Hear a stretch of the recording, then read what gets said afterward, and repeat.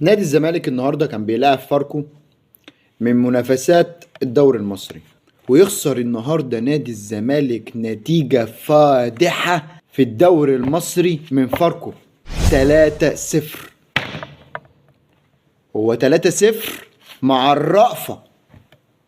نادي الزمالك اللي واخد الدوري السنة اللي فاتت والسنة اللي قبليها بيخسر من فاركو 3-0.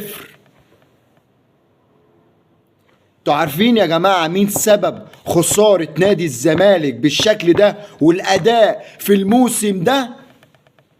مرتضى منصور. أيوة أنت يا مرتضى السبب في اللي الزمالك فيه دلوقتي.